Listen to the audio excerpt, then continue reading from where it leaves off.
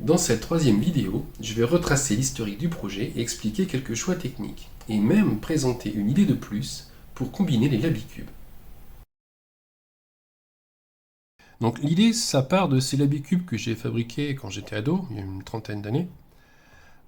L'idée à l'époque, c'était de pouvoir empiler ces cubes, un peu comme on veut, et ensuite de chercher une solution, juste en parcourant sans les déplacer, les chemins, en passant d'un cube à l'autre pour rejoindre l'entrée et la sortie du labyrinthe. Donc ça, c'était une bonne idée, mais le problème qu'on se rend compte assez rapidement, c'est qu'il y a trop de possibilités. On ne peut pas garantir qu'il existe une solution, parce que parfois on va se retrouver bloqué.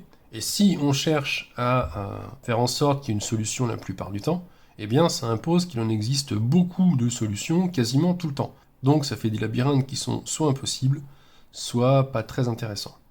Pour rendre la chose plus intéressante, il faut réduire le nombre de configurations possibles, et donc rajouter les contraintes de placement.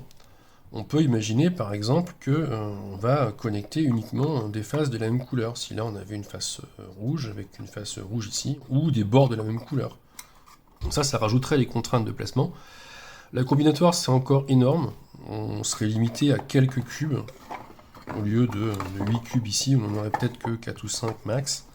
Mais ça ferait quand même quelque chose assez intéressant d'un point de vue commercial peut-être. Donc si ça intéresse les gens qui écoutent cette vidéo, dites-le moi et on essaiera de mettre ça au point et on verra bien si c'est possible de créer des cubes empilables, sachant que l'idée c'est une fois qu'ils sont empilés, on cherche la solution en parcourant les faces sans y toucher.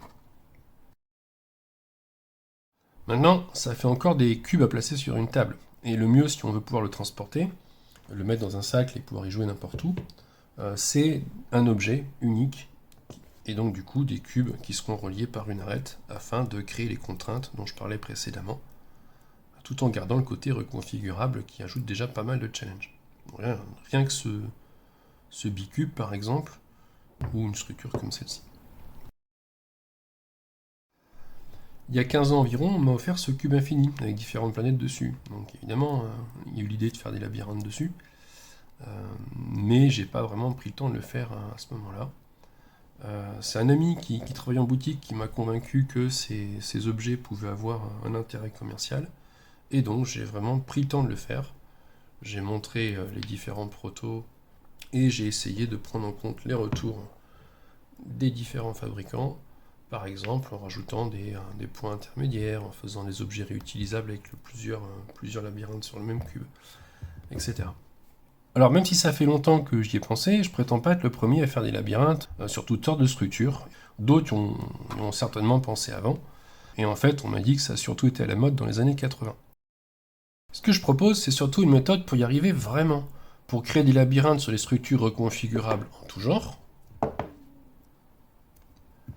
avec une solution unique et avec des difficultés contrôlables, et en pouvant même mettre plusieurs labyrinthes sur le même objet, que ce soit un cube infini ou que ce soit autre chose.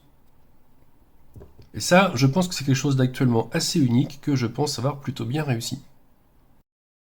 Ce que j'aimerais, c'est trouver un ou plusieurs éditeurs, faire des gammes de produits autour des concepts que j'ai présentés, que ce soit les objets à collectionner, les casse-têtes abstraits, les objets à scénarios multiples, etc.